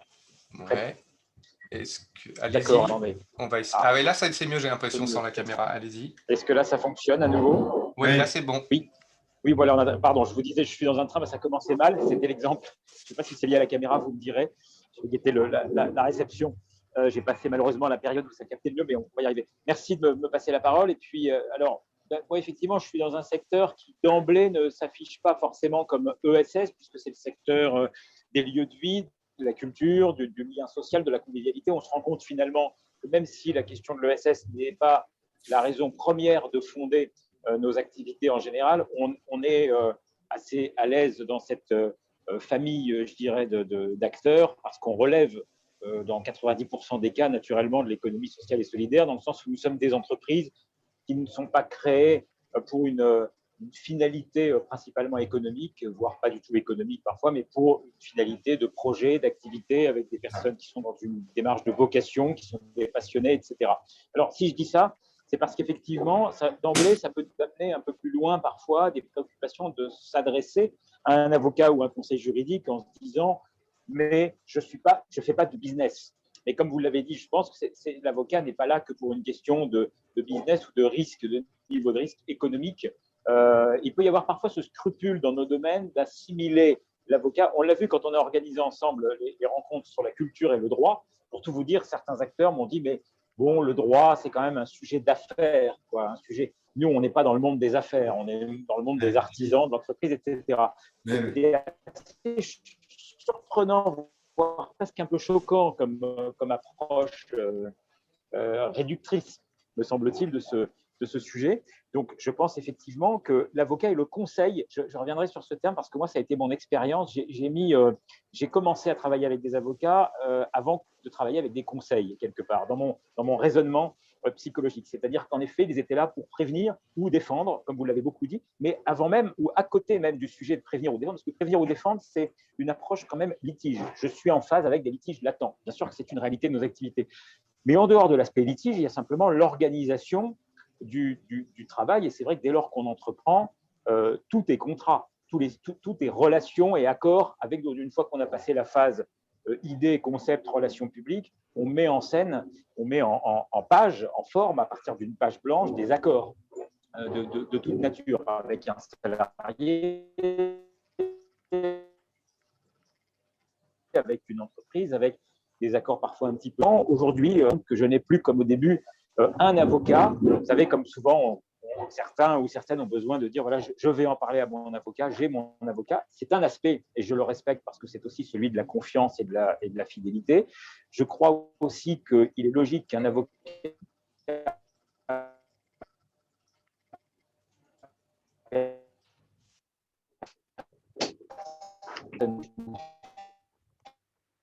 physique. Il va y avoir une annonce de train, voilà, je vous fais. Ne pourra pas forcément abuser. Et qu'il est assez judicieux d'avoir des intervenants avocats sur des conseils sur des sujets plus ou moins spécialisés sur tel ou tel sujet. Donc ça, c'est mon expérience actuellement, c'est de dire, bon, finalement, quand on est sur un sujet droit public, c'est pas la même chose qu'un sujet droit d'auteur. C'est quand même assez loin d'un sujet social. Et d'un litige avec un salarié ou d'un problème de parfaite connaissance du droit du travail. Alors, pardon de dire ça, je n'enlève rien au talent de vos consoeurs et confrères qui, évidemment, pour certains, sont de très bons généralistes. Mais ça rejoint aussi la question économique, c'est-à-dire que parfois, on n'est pas forcément obligé de s'en remettre, me semble-t-il, à un cabinet ou à un avocat pour la totalité de nos sujets, mais on peut aller piocher, j'ose cette expression, plus ou moins, des talents, des compétences. Et ensuite, selon notre propre cheminement de maîtrise du sens juridique, si je puis dire, etc., il y a aussi des cas où on a besoin de s'en remettre à l'avocat en lui disant là, j'ai besoin que vous me représentiez et que vous gériez ce sujet de A à Z. D'autres fois, je sais qu'on va plus être dans la relecture en disant je me sens à l'aise avec ce sujet, je voudrais le traiter comme ça, c'est mon approche. Est-ce que vous pouvez juste me donner un avis ou me guider, voilà. Et j'ajouterais qu'il y a aussi l'avocat médiateur. Alors, je mets des guillemets parce que je sais bien que la médiation répond aussi à des normes juridiques assez précises. Mais dans certains cas, j'entends par là le médiateur, celui qui, sur une situation, j'ai le cas précisément en ce moment, sur une situation où les acteurs en place, il y a des tensions, ont du mal à s'entendre. Leur simple mise en présence fait que ça exacerbe des sujets un peu affectifs, un peu, etc., parce qu'il y a un peu d'immobilier, un peu de ci, un peu de ça. Et l'avocat arrive à dépassionner, à mettre un calendrier. Donc, à la limite, son rôle, là, est, je dirais presque sa capacité psychologico-relationnelle est quasi supérieure dans ce cas de figure, presque à sa compétence juridique. Je ne dis pas qu'elle n'est pas importante, la compétence juridique, je dis que dans ce scénario-là, c'est cet autre aspect qui rentre en jeu, et que le juridique va venir en aval plutôt qu'en amont. Donc voilà, nous, c'est vrai que pour ma part, je trouve judicieux de considérer que c'est un partenaire, en effet, d'être très transparent sur les questions économiques en amont, parce que ça peut être des devis, ça peut être aussi du chiffrage à l'heure, mais c'est un peu la même chose, parce que quand vous avez le taux horaire et qu'on vous dit ce dossier, si je le traite de telle façon, va me prendre 3 heures, si je le traite de telle façon, va me prendre 2 jours, vous pouvez évaluer le coût et aussi peut-être la façon de travailler avec un conseil, parce que ça n'est pas la même chose de lui dire rédigez-moi complètement le protocole d'accord à partir d'une page blanche et d'une interview, si je puis dire, des personnes en présence, par exemple, si c'est cette question-là, que de lui faire un brief assez clair en lui expliquant ce qui avait déjà été convenu, une première rédaction et peut-être souligner des points un petit peu précis. L'idéal étant même, je pense, de l'avoir eu en amont de cette mise en œuvre d'accord pour justement cibler les bons points et ne pas se retrouver avec des manques majeurs. Enfin voilà, bon, je ne vais pas raconter toutes mes expériences là-dessus, je suis aussi à votre disposition s'il y a des questions, mais c'est vrai que ce cheminement nous a montré que dans que ça devait être une relation naturelle. Et parfois même, je terminerai avec ça, tout est projet quand on entreprend. L'entreprise est un projet, mais après, nos différentes actions sont des projets. Et alors, parfois aussi, le cadre juridique va aussi être éclairant. Là, vous parliez tout à l'heure des SAS. Bon, c'est un exemple, mais ça peut être sur le type de société, aussi le type de contrat. Vous parliez des baux commerciaux. Il y a effectivement différentes façons de s'approprier un espace, par exemple. Ce n'est pas la même si on est sur un domaine public, privé, si on est sur un bail à construction qui est plus lourd mais qui donne des droits différents, enfin, etc., etc. Donc là aussi, je pense que l'éclairage technique d'un avocat à certaines phases d'un projet peut aussi aider à monter ce projet, voire même susciter des idées. Moi, il m'est arrivé que le juridique soit aussi inspirant que l'artistique, si je puis dire. Je ne dis pas ça pour être flatteur et dire que vous êtes aussi des poètes, mais parfois, non, c'est vrai que la discussion avec un avocat qui comprend l'esprit de créativité, je parle d'entreprendre pas au sens forcément commercial du terme, hein, d'entreprendre au sens large du terme, de bâtir, d'être bâtisseur, moi, moult fois, ça m'a permis de me dire « Ah, ben tiens, je n'avais pas pensé à ce dispositif ou à cette façon d'articuler ou à cet ordre des choses parce que j'ai une SARL plus une association, j'ai fait une convention, j'ai signé sur l'association qui délègue à la SARL, puis parfois on se dit « Mais non, c'est l'inverse qu'il fallait faire. » Bon, là aussi, je passe les détails parce que je serais rentré dedans pour expliciter ça, mais cet ordre des chaînes de contrats et des chaînes de relations va parfois induire plein de choses. Ça a même été pour moi source de l'obtention sur un projet il y a longtemps d'un financement parce qu'en chapeau, on a réussi à mettre une structure associative qui s'était dotée d'une filiale à elle qui était une SARL. On avait très bien clarifié, grâce à cela, un schéma de conventions collectives différentes pour un projet pluriactivité, etc. Bref, le montage juridique avait finalement traduit notre projet qui nous paraissait tordu. Et au contraire, il l'a rendu sain et viable. Et c'est grâce à ce montage juridique que nous avons pu dire, ben oui, si, c'est possible d'être à la fois sur un champ de relations avec un service public, d'être sur une activité plutôt portée vers l'intérêt général et en même temps d'assumer un centre de profit commercial, etc. Et en plus, je peux être subventionné sur la quote-part non marchande de mes activités et c'est d'autant plus lisible vis-à-vis des tiers que j'ai bien structuré cela au début. Ça, ce montage-là, j'ai presque envie de dire d'ailleurs qu'au-delà de l'implication de l'avocat, les montages, la traduction, l'idée basique ce qui se conçoit bien, c'est donc clairement, les mots pour le dire viennent aisément, eh bien, je pense que tout porteur de projet peut faire ce chemin et faire appel à un conseil avant d'être même dans la prévention haute, simplement un conseil pour traduire au mieux cet acte bâtisseur. Enfin, voilà, je m'arrête là, sauf question que vous auriez, mais voilà les quelques avis que je pouvais donner. Merci infiniment. Alors là, effectivement, on voit effectivement l'avocat partenaire au quotidien.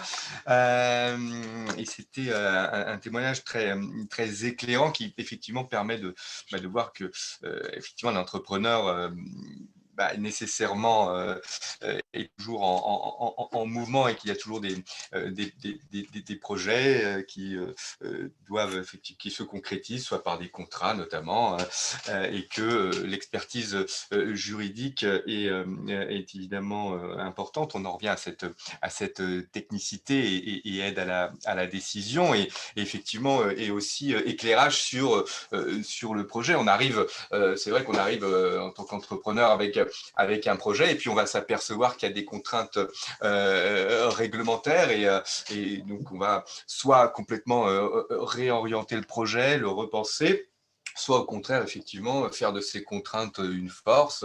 Voilà, donc, et ça, c'est vraiment avec l'avocat que l'on va pouvoir effectivement déblayer le terrain et avoir ensuite une décision parfaitement éclairée que le chef d'entreprise pourra prendre. Alors, une question, alors là, qui est plutôt à destination, effectivement, entre confrères, mais auquel je vais répondre un peu. Est-ce qu'il y a une spécialité? Alors, il n'y a pas de mention de spécialité économie sociale et solidaire délivrée donc, par le Conseil national des barreaux au terme d'un examen. Donc ça n'existe pas. Et après, vous pouvez avoir... alors après, comme je disais tout à l'heure, il y a des cabinets qui ont développé soit un département effectivement, ou eux-mêmes effectivement une expertise parce qu'ils ont effectivement ils se sont orientés là-dessus parce qu'ils ont une clientèle économie sociale et solidaire, et vous avez à la fois effectivement des outils juridiques classiques que vous adaptez, et puis après au fil en fonction des lois et de la réglementation, parfois il y a des spécificités, mais voilà, pour vous répondre effectivement sur cette question. Je ne sais pas si Pascal André veut compléter sur ce point ou Oui, pas. si tu veux. Moi, non, il n'y a pas de spécialité, en fait. Il n'y a pas de spécialité par domaine, par typologie de clientèle, on va dire. Voilà. C'est plutôt des spécialités par type de droit. Du droit du travail, du droit, pour faire très simple, du droit du travail, du droit de la santé, du droit des affaires, du droit d'auteur. Voilà. Les spécialités, c'est comme ça qu'elles sont structurées, tout du moins pour le moment. Non, ce que je voulais simplement, c'est rebondir par rapport à l'intervention de Renaud, parce que moi, c'est vraiment ce qu'on essaye, nous, de développer. Après, il y a des dizaines de milliers d'avocats en France, donc chacun a sa modalité d'exercice qu'il souhaite. Et donc, c'est pour ça que je vous invitais à vraiment faire votre benchmarking, enfin vérifier, comparer. Voilà, il faut comparer, il faut tester, parce que cette idée d'accompagnement et de création d'opportunités qui vient du juridique, c'est exactement ce qu'on essaye de faire. C'est-à-dire qu'on va réfléchir à une structuration, et par cette structuration, on va se dire, tiens, là, ouais, c'est pas mal, parce qu'on va pouvoir s'organiser. Peut-être qu'on va pouvoir générer un système qui nous permettra peut-être d'acquérir le local dans lequel on fait nos différentes manifestations. On va, par cette structuration, effectivement, avoir une opportunité. Ça, on essaye vraiment de le faire, parce que trop souvent, avant, on va dire que c'était un peu à la papa, on considérait effectivement que l'avocat, c'était uniquement quand il y avait une grosse catastrophe, le contentieux, et qu'il fallait le traiter. Ça existe aussi toujours. Moi, tout à l'heure, à 14h, je suis à la Cour d'appel de Versailles. On le fait, et c'est simplement aussi ça que je voulais vous dire, c'est qu'on est, en tant qu'avocat, d'autant plus à même de conseiller, de structurer, de réfléchir à des schémas pour des clients, que l'on sait absolument comment ça se passe le jour où ça se passe mal. Et parce qu'on a cette expérience, on est le mieux à même de l'anticiper, de la prévoir, mais aussi, même avant de la prévoir, comme le disait Renaud, de structurer pour générer quelque chose où peut-être il n'y aura jamais de problème. Et tant mieux, dans la plupart des cas, c'est tant mieux. Et juste la dernière phrase, voilà, nous, en tant qu'avocats, enfin, je parle pour ma personne, on n'est pas là pour générer du contentieux. Le contentieux, c'est-à-dire le tribunal. Moi, ce n'est pas du tout ma démarche personnelle. Nous, on est là pour apporter des solutions aux clients. Et les clients, ils ne veulent pas un procès. Ils veulent avoir une solution à leurs problèmes. Ils veulent être sécurisés. Et s'ils peuvent éviter un procès, on évitera un procès. Et tout ce que l'on peut faire pour éviter un procès, on le fait. Donc la médiation, ouais, et c'est très bien. Et pour rebondir aussi avec l'intervention tout à l'heure de Anne-Cécile, je crois, voilà, ce qu'il y a d'intéressant aussi avec un avocat et avec le lien de confiance, déjà, c'est que c'est un tiers. C'est quelqu'un d'autre que soi. Et déjà, le simple fait de se confier à ce quelqu'un d'autre, c'est quelque chose qui va vous permettre de mieux anticiper une situation, une solution, mieux l'appréhender et réfléchir à une stratégie, que ce soit pour vous structurer, pour éviter des litiges ou pour vous défendre dans le cadre de litiges. Dans un cadre confidentiel, effectivement, on peut tout dire et il faut tout dire à son avocat. Parce que si vous ne dites pas tout à votre avocat, il risque de mal vous conseiller parce que vous lui aurez caché des choses qu'il découvrira par la suite. Enfin, ça, on va dire que c'est plus au niveau pénal que souvent la problématique peut se poser. Mais voilà. Donc, n'hésitez pas. Alors, s'il n'y a pas d'autres questions, eh bien, à ce moment-là, je propose donc de conclure. Alors, merci d'abord, évidemment, à... Ah d'accord. Alors à ce moment-là, on va préciser la question parce qu'effectivement, telle qu'elle a été posée, je la prenais pour les avocats.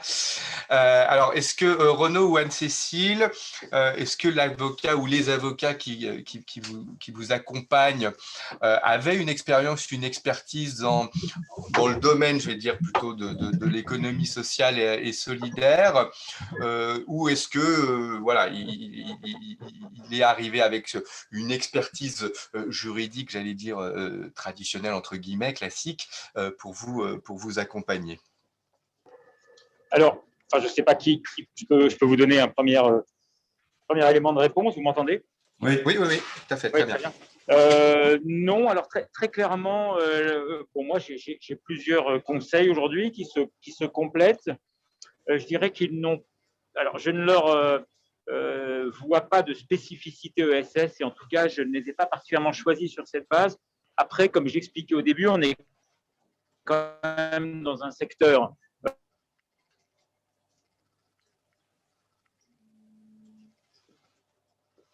sont quand même sensibles à notre secteur d'activité. Donc, je veux dire, c'est vrai que la capacité à des accords et des baux commerciaux ou des contrats sur des locaux, c'est une avocate en l'occurrence qui est spécialisée dans ce domaine, qui a plutôt un parcours dans les grands groupes, qui est bien parce qu'elle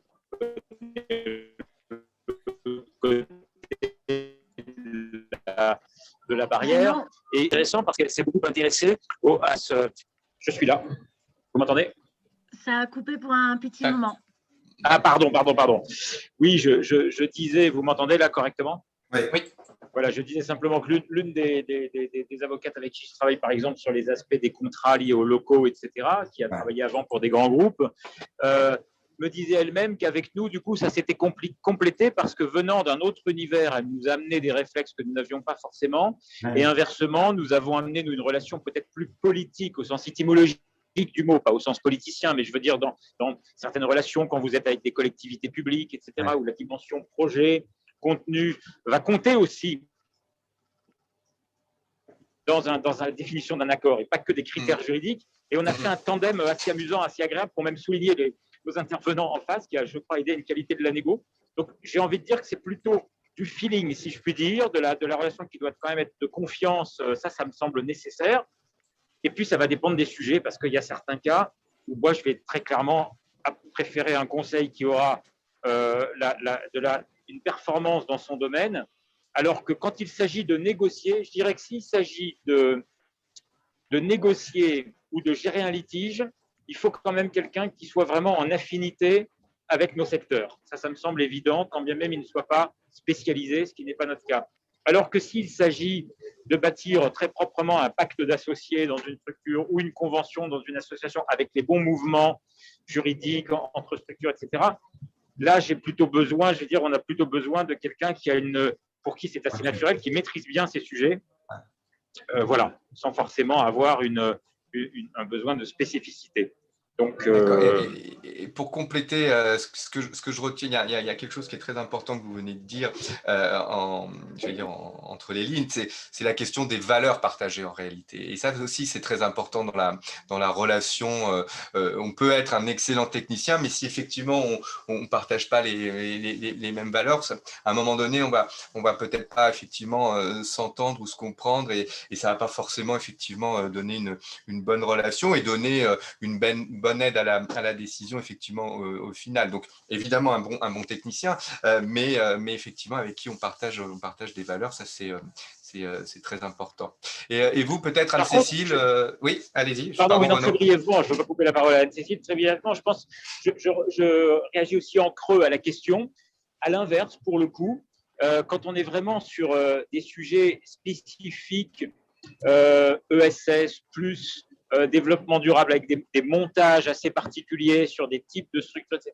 Pour le coup, il peut m'avoir manqué quelquefois, donc je partage ça, d'avoir trouvé le conseil parfaitement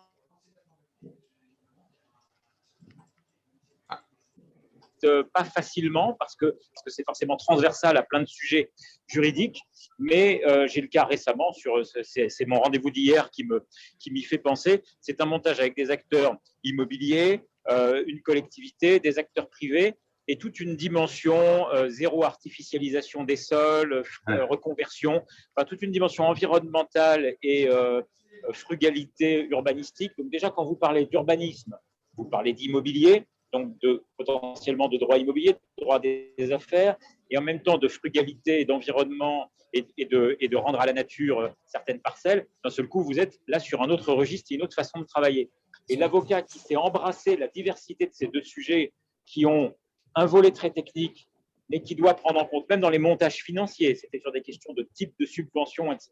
On avait autour de la table un conseil qui était amené par un partenaire en face de nous, qui ne comprenait absolument rien, pour être tout à fait franc, aux subventions dont on parlait. Ça lui paraissait même être la subvention quelque chose d'un autre temps, d'un temps révolu de l'État-providence qui est totalement obsolète, comme si nous étions des sortes de saltimbanques, de ménestrels, comme ça, qui étions rentrés un peu par hasard dans ce grand bureau, sans costume, ce qui n'était pas le cas de toutes les autres personnes qui étaient là. Donc, ce genre de situation existe quand même encore beaucoup, notamment quand on est face à des banquiers, des partenaires économiques, des partenaires immobiliers.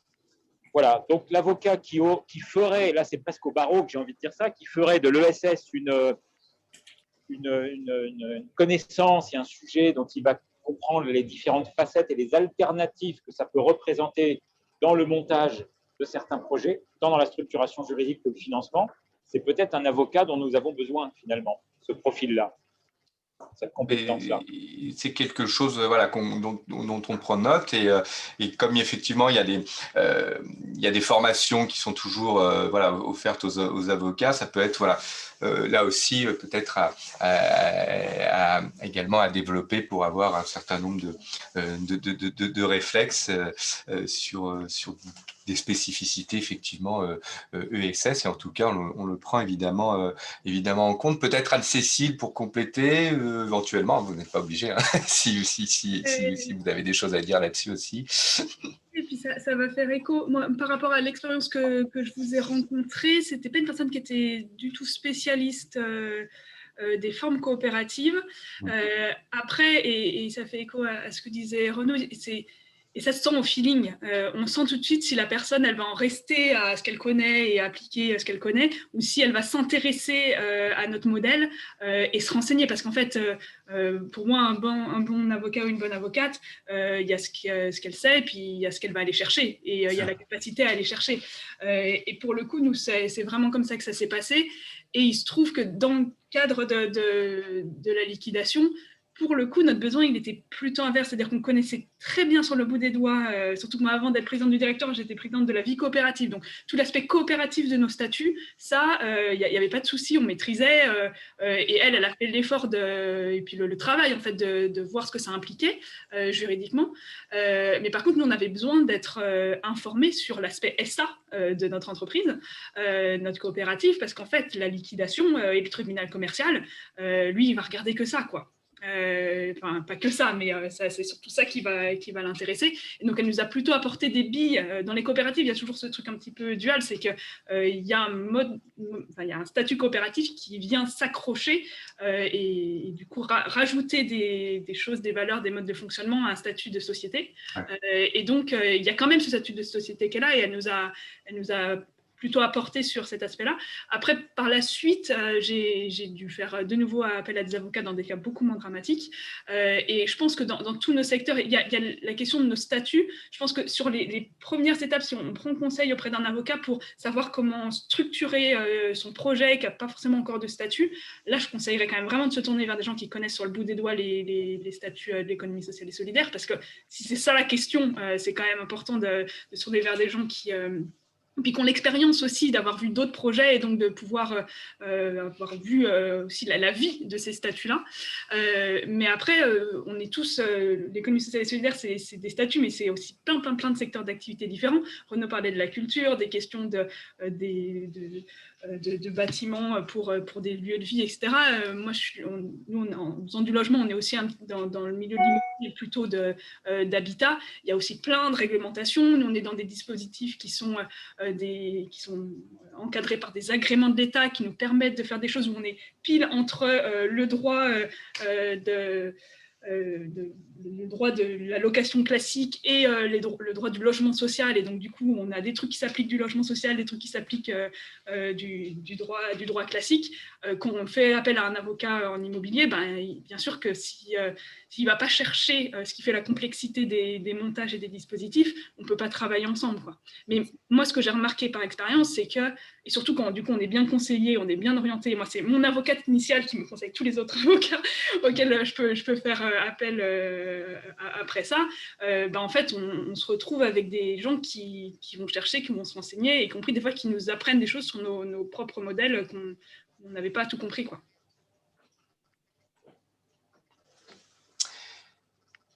Très bien, merci beaucoup Anne-Cécile. Alors après, effectivement, pour répondre là sur le chat, toujours sur cette façon de repérer la bonne personne qui va comprendre et entendre ce que je dis sans passer par un ovni. J'allais dire que vous avez la chance dans l'économie sociale et solidaire d'être quand même dans un écosystème où par le bouche à oreille, voilà, vous pouvez effectivement avoir le ou les noms effectivement d'avocats qui interviennent ou sont déjà intervenus. Donc voilà, ça aussi, encore une fois, hein, ce bouche à oreille est important. Et puis ensuite, une fois que vous avez l'avocat, si effectivement il y a d'autres questions qui se posent, en général, ce que fait l'avocat, si c'est pas dans son domaine, c'est que il l'oriente voilà, vers des confrères avec qui il a l'habitude de travailler et en qui il a confiance. Et en général, ça se passe bien voilà, pour répondre à ça. Alors, je vais voilà, conclure maintenant, puisque vous allez bientôt effectivement passer aux ateliers. Pour remercier d'abord Éric Forti, Pascal André Gérigné, Anne-Cécile Decaisse, Renaud Barillet, d'être intervenu ce matin, pour remercier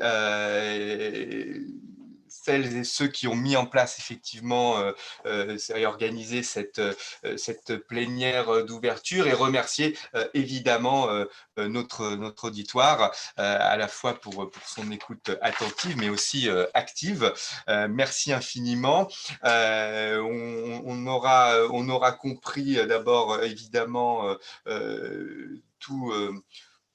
tout le sens qu'apporte l'économie sociale et solidaire, les spécificités effectivement de ce secteur, avec toujours voilà, ce sens, et qui c'est un peu comme une lame de fond, hein, on le voit depuis plusieurs années, et ça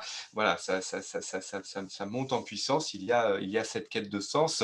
La loi Pacte, plus récemment, effectivement, l'a encore montré. Et puis l'importance d'avoir ce que j'appelle depuis plusieurs années le réflexe avocat.